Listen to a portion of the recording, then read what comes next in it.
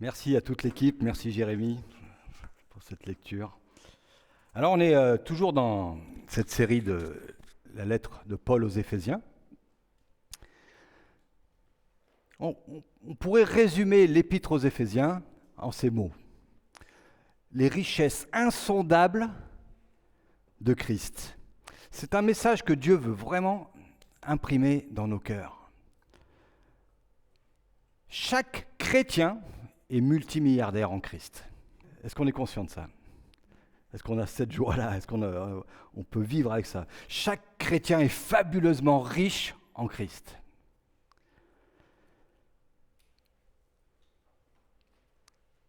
Éphésiens présente le fait que nous sommes riches comme un fait accompli. Ce n'est pas une promesse que l'on doit réclamer, comme beaucoup de chrétiens le croient. Ce n'est pas une promesse, c'est un fait historique. Pour être riche, si je suis né de nouveau, bien entendu, je n'ai rien à faire. Je n'ai rien à croire de plus. Je n'ai pas à me soumettre à quoi que ce soit d'autre. C'est Christ qui m'a rendu riche lorsqu'il est mort sur la croix et que j'ai été identifié avec lui. En fait, cela s'est même passé avant la fondation du monde. Chaque chrétien a déjà été placé en Christ avant la fondation du monde. Et c'est là que nos richesses commencent. Son histoire est notre histoire. L'Église en tant que corps de Christ est tout aussi riche que sa tête, à savoir Jésus-Christ.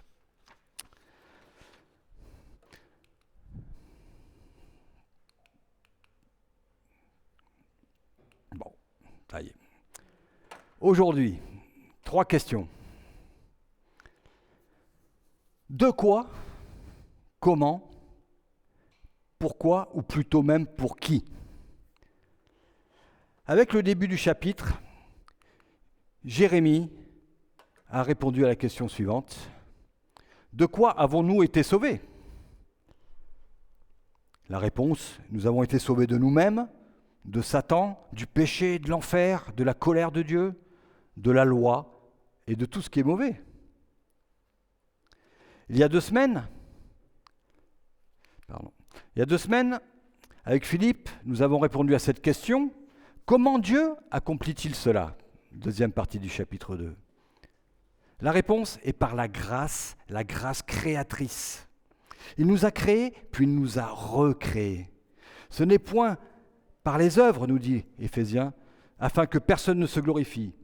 Il n'y a là aucune place pour la fierté chrétienne. Il n'y a pas de place pour un mérite chrétien. C'est une grâce créatrice du début à la fin, de A à Z, 100% de grâce créatrice. Aujourd'hui, avec ces versets 11 à 22 que Jérémie vient de nous lire, nous verrons pourquoi, ou plutôt pour qui, comme je l'ai dit, nous avons été sauvés. En 3 points, assez classiques, mais le texte s'y prête. Ce que nous étions autrefois, une humanité étrangère, exclue. Ensuite, ce que Jésus-Christ a fait pour nous, une nouvelle humanité réconciliée. Enfin, ce que nous sommes devenus, une nouvelle humanité de Dieu, une nouvelle société de Dieu, l'Église. Nous étions autrefois, nous dit ce texte, une humanité étrangère, exclue. Je relis les versets 11 et 12. C'est pourquoi, souvenez-vous qu'autrefois vous étiez identifiés comme non-juifs dans votre corps, appelés incirconcis par ceux qui se disent circoncis et qui le sont dans leur corps par la main de l'homme. Souvenez-vous qu'à ce moment-là, vous étiez sans Messie, exclus du droit de cité en Israël, étrangers aux alliances de la promesse, sans espérance et sans Dieu dans le monde. Il faut noter que là, Paul s'adresse aux Éphésiens qui sont des chrétiens d'origine païenne, non juifs. Donc il y a les gentils, grecs, non juifs, païens, d'accord, c'est un peu le même sens. Dans les versets précédents, Paul a dépeint l'humanité dans son ensemble, juifs et païens confondus. À présent, Paul vise particulièrement le monde païen avant la venue de Jésus-Christ, ceux que les juifs, c'est-à-dire les circoncis, désignaient avec un certain mépris d'incirconcis. La circoncision était en effet dans l'Ancien Testament le signe de l'appartenance au peuple de Dieu. Les païens, eux, n'avaient aucunement part aux promesses de l'Alliance. Ils étaient privés du droit de cité en Israël, étrangers aux alliances de la promesse. Par conséquent, sans espérance, sans Dieu. Être sans Dieu dans le monde, c'est forcément être sans espérance. Être sans Dieu dans le monde, c'est forcément être sans espérance. Vous serez peut-être intéressé, pour ça que je l'ai mis sur cette diapo. Le mot grec pour exprimer sans Dieu, c'est le mot athéos, qui a donné le mot athée en français. Donc, avant d'être sauvés, nous étions des athées. En Romains 9, vous pourrez le lire chez vous, versets 4 et 5, Paul énumère les avantages, les privilèges des Juifs en tant que peuple de l'Alliance. Il dit, les Israélites à qui appartiennent l'adoption, la gloire, les alliances, la loi, le culte, les promesses, les patriarches, et de qui est issu selon la chair, le Christ qui est au-dessus de toutes choses. Dieu béni éternellement. Amen. Là, dans notre texte, Paul, c'est le contraire. Il énumère les désavantages des païens. Ils sont sans Christ, privés du Messie, privés des promesses de l'Alliance, privés d'espérance et privés de Dieu lui-même. Au verset 13, Paul résume tous ces désavantages en disant qu'ils étaient loin, étrangers à Dieu et à son peuple. Le drame de l'homme depuis la chute, c'est d'être loin du Seigneur, loin de Dieu, Dieu la source de la vie.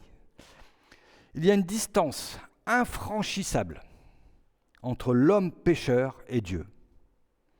Et c'était également notre condition, frères et sœurs, avant notre conversion. Nous étions loin du Seigneur. Nous étions étrangers à Dieu et à son peuple. Nous étions des enfants de colère, comme tous les autres.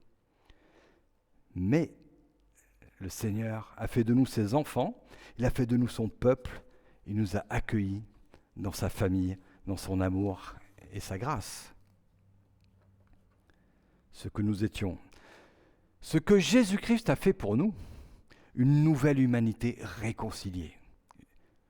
Verset 13 que je viens de citer, je vous relis. Mais maintenant, en Jésus-Christ, vous qui étiez autrefois loin, vous êtes devenus proches par le sang de Christ. Autrefois, dit l'apôtre Paul, vous étiez sans Christ, étrangers aux alliances, sans espérance, sans Dieu dans le monde. Mais maintenant que Christ vous a racheté, maintenant que vous avez placé votre confiance en lui, vous êtes devenus proches, comme Christine nous en a fait état tout à l'heure aussi, proches par son sang, par le sang de Christ. Vous étiez loin de Dieu à cause de votre péché, mais voilà qu'en Christ, vous êtes devenus proches. En Jésus-Christ, nous avons un libre accès au Père, de sorte que nous pouvons vraiment entrer dans la proximité de Dieu. Notre Dieu, ce n'est pas un Dieu silencieux, ce n'est pas un Dieu lointain, ce n'est pas un Dieu des philosophes, ni des savants. En Actes, Paul cite un Dieu inconnu, le Dieu inconnu des païens. Non, notre Dieu, c'est Dieu Père. Le Dieu qui se fait connaître dans et par sa révélation. Le Dieu qui nous accueille, qui nous aime et que nous sommes aussi appelés à aimer. Verset 14. En effet,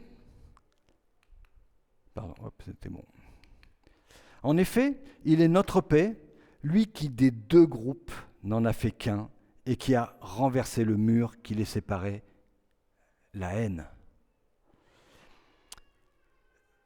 Le mur de séparation dont il est question, il y a deux interprétations. La première, elle est figurative.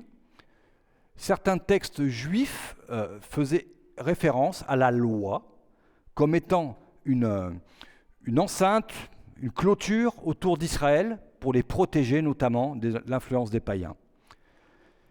Mais il y a aussi un sens purement littéral. C'est certainement le mur de pierre qui séparait le parvis réservé aux païens, des 3 autres parvis du temple de Jérusalem qui étaient réservés aux prêtres, aux juifs. Il faut bien mesurer ici ce fossé, ce mur, je dis ce fossé, plutôt ce mur qui existait entre les juifs et les païens eu à l'égard de l'alliance avec Dieu. Les païens étaient considérés par les juifs comme des étrangers, réellement, des sans-dieux. Et c'était terrible. Ils n'avaient même pas le droit de pénétrer dans le temple, et c'était même sous peine de mort. Les païens n'avaient pas le droit de s'approcher de l'enceinte du temple. Ils devaient se tenir à l'écart et ne franchir en aucun cas le mur de pierre sur lequel étaient gravés, à intervalles réguliers, des avertissements en grec et en latin. On a retrouvé j'ai pas trouvé d'image de ça, mais j'ai lu ça, qu'on a retrouvé 2 de ces inscriptions en grec, dont une disait ceci: aucun étranger ne peut franchir la barrière qui entoure le temple. Celui que l'on surprendra sera responsable de la mort qu'il subira. Waouh! Et Paul emploie ici le mot haine. Il ne le prend pas à la légère, hein, ça devait être vraiment terrible. Et ça, ce mur, ce fameux mur, ça constitue le fond historique, social et religieux de ce chapitre 2 d'Éphésiens. Tous les hommes, comme nous l'avons lu au verset 3 et suivant, si vous étiez là les précédentes fois, sinon vous pourrez relire ce chapitre 2 en entier. Tous les hommes sont étrangers à la vie de Dieu à cause de leur péché, à cause du péché. Les païens étaient de surcroît étrangers au peuple de Dieu, au peuple de la promesse. Seulement, voilà ce que notre texte dit. Jésus-Christ a détruit ce mur de séparation par sa mort sur la croix. Il a fait en sorte que les païens puissent avoir accès à la nouvelle humanité de Dieu, la nouvelle société de Dieu. C'est une société qui transcende toutes les frontières culturelles et raciales. Nous savons que le temple de Jérusalem, et donc nécessairement ce mur aussi de séparation, a été détruit en l'an 70 par les Romains. Ce mur de séparation, ce symbole, a donc été effectivement détruit en même temps, comme Jésus l'avait prédit de son vivant. Mais la réalité fait qu'il l'avait été déjà bien avant. Là où Christ a pris sur lui la malédiction de la loi qui pesait sur nous, et il nous a réconciliés avec Dieu à la croix. Et nous lisons dans le verset 15 et 16. Par sa mort, il a rendu sans effet la loi avec ses commandements et leurs règles, afin de créer en lui-même un seul homme nouveau à partir des 2, établissant ainsi la paix. Il a voulu réconcilier l'un et l'autre avec Dieu en les réunissant dans un seul corps au moyen de la croix, en détruisant par elle la haine. Voilà ce que Jésus-Christ a fait pour nous et pour notre salut. En Jésus-Christ, il n'y a plus de juifs, plus de grecs, plus de païens, ni proches ni lointains. Seulement des hommes et des femmes rassemblés, accueillis, aimés de Dieu, qui peuvent librement et gratuitement accéder au trône de la grâce et entrer dans l'intimité de Dieu. Verset 17, il est venu annoncer la paix à vous qui étiez loin et à ceux qui étaient près. À travers lui, en effet, nous avons les uns et les autres accès auprès du Père par le même esprit. Nous avons les uns et les autres, ça veut dire qui que nous soyons, quel que soit notre passé, accès auprès du Père. Nous pouvons nous approcher de Dieu librement, joyeusement, parce que Christ a tout payé pour nous. Le ciel s'est largement ouvert et par la foi, nous pouvons goûter à nouveau à la communion avec Dieu et vivre de sa vie.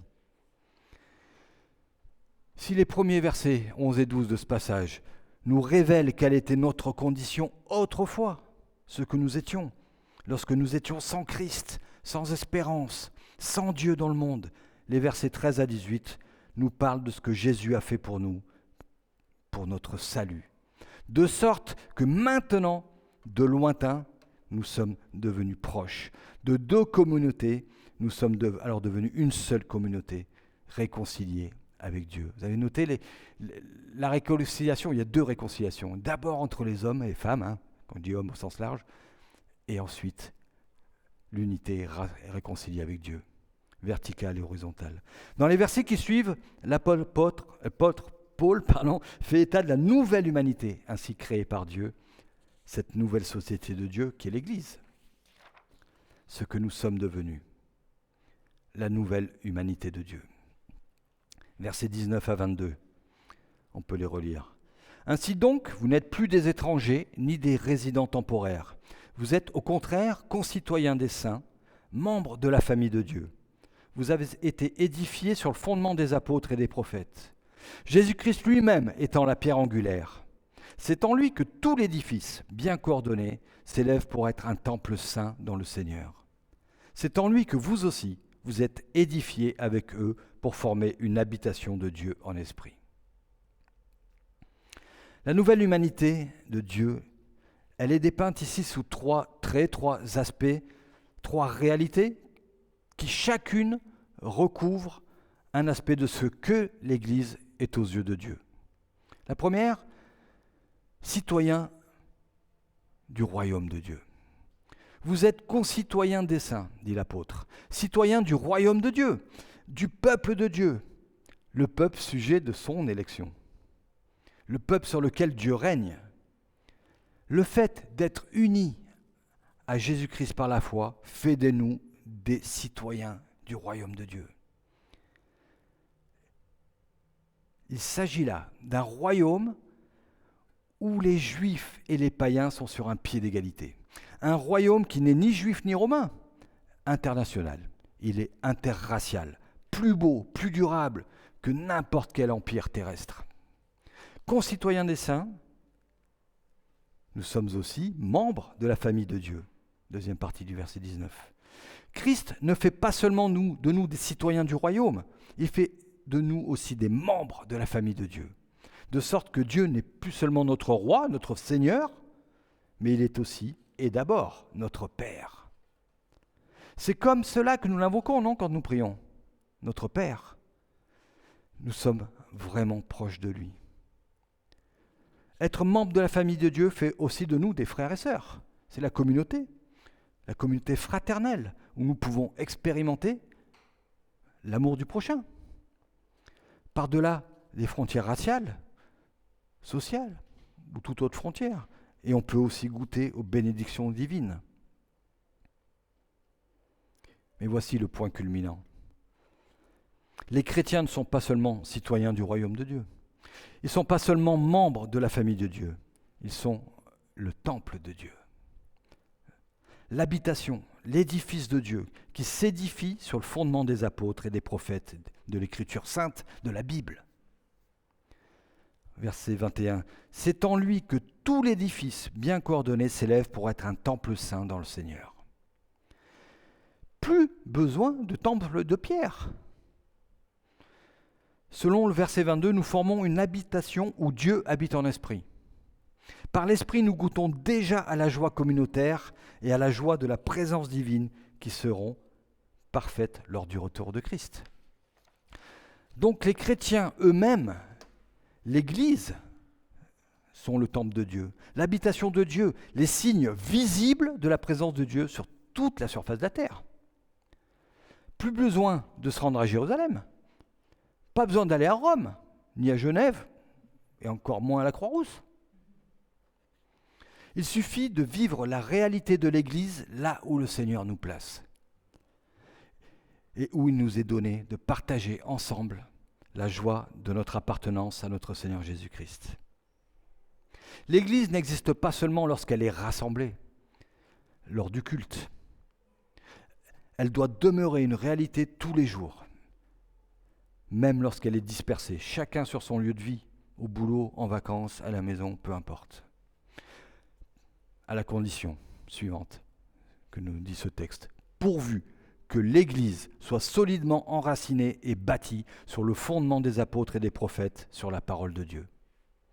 L'Église dont Jésus-Christ constitue la pierre angulaire, qui maintient solidement unies les différentes parties de l'édifice. Et cet édifice grandit sans cesse, jusqu'au retour de Christ. Citoyens du royaume, membres de la famille de Dieu, habitation de Dieu, voilà ce que nous sommes, chrétiens, ce que Christ a fait de nous, alors qu'autrefois nous étions exclus, étrangers, sans espérance, sans Dieu dans le monde. Conclusion. Ce chapitre 2.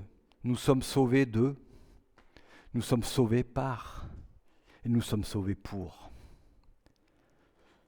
Dieu a un plan merveilleux, et le corps de Christ, vivant en union avec la tête, est une des choses les plus uniques sur la terre, c'est une chose même incroyable. L'Église est véritablement la nouvelle humanité de Dieu, créée selon Dieu en Christ. Elle n'est pas l'œuvre de l'homme, elle n'est pas l'œuvre d'un résultat idéologique, politique. Non.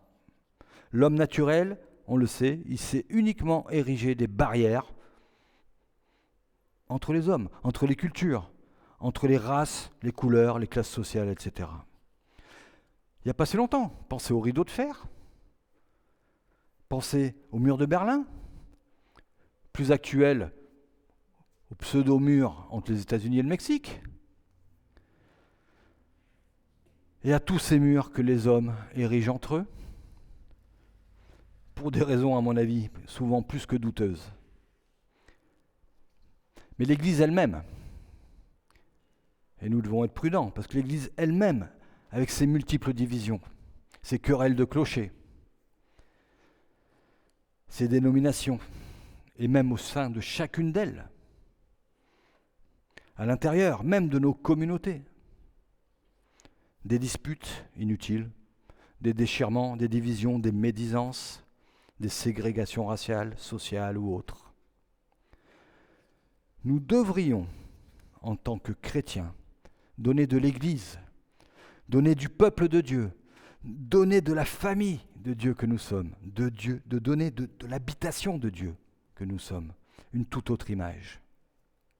L'image de l'amour fraternel, l'image d'hommes et de femmes qui savent bien ce que signifie la générosité, l'abnégation, le don de soi, l'amour de Dieu, du prochain, le pardon, la réconciliation, l'accueil. On pourrait faire une liste encore bien plus longue. L'image d'une famille unie, vraiment par-delà toutes nos différences. Une famille où règne l'harmonie et l'amour et où chacun a sa place. Où chacun se sente chez lui.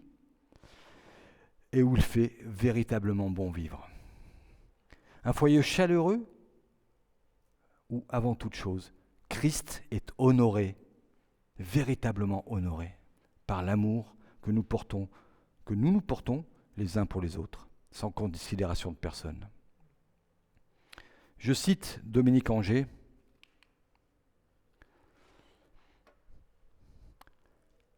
Il n'y a pas tout le texte là, mais je vous le lis. L'Ancien Testament annonçait qu'à la fin des temps, les non-juifs se rendraient au temple de Jérusalem pour adorer l'Éternel avec les Juifs. Et vous pouvez trouver ça dans Ésaïe et Michée également. Paul indique ici la façon surprenante et glorieuse dont cette prophétie s'est réalisée. Il ne suffit pas aujourd'hui de dire que Juifs et non-Juifs se rendent ensemble au temple. Juifs et non-Juifs, réconciliés par le sang de Christ, forment ensemble le vrai temple. Nous sommes une communauté temple. Le temple de Dieu, c'est nous. Il habite parmi nous dans le monde céleste, cette dimension invisible de la réalité. Dans ce monde céleste, nous sommes réunis autour de Dieu pour former l'Église céleste. Et notre Église locale est une manifestation sur terre de cette grande Église céleste. Profitons de ce privilège en vivant au maximum dans l'Église locale, la communion avec Dieu qui habite parmi nous et la communion entre frères et sœurs. Bien sûr, il est possible dans certaines mesures de vivre individuellement la présence de Dieu grâce à l'action de la parole et l'Esprit en nous. Mais quand nous sommes réunis dans l'Église locale, nous faisons une expérience vraiment particulière de la présence de Dieu parce que Dieu habite dans la communauté qui est son temple. Et Dominique Angers nous encourage. Ne nous privons pas de ce privilège. c'est certain, et la Bible nous le dit, il n'y a pas de plus grand et beau témoignage autour de nous. C'est dans cette unité que Dieu a décidé de se faire connaître, dans cette unité de l'Église locale. À ceux-ci, tous connaîtront que vous êtes mes disciples, si vous avez de l'amour les uns pour les autres. Jean 13, 35. Ce que Dieu recherche, c'est un peuple rassemblé, uni par son esprit, l'habitation de Dieu en esprit, et le tout vivant pour le plaisir de Christ. Cet accueil, cette unité, cette absence de barrières, de murs, de portes ou je ne sais quoi, c'est ça qui va marquer le monde.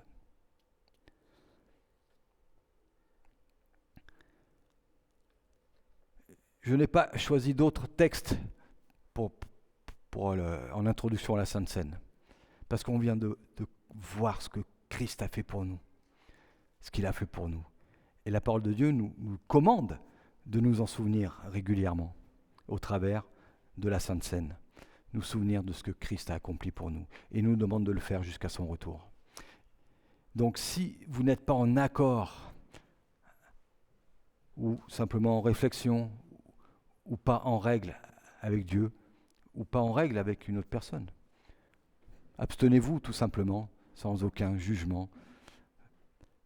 Sinon, partageons ce repas avec joie et avec profonde reconnaissance, et vous pouvez aussi exprimer votre reconnaissance par des prières, si vous le souhaitez, ou une petite lecture d'un texte biblique.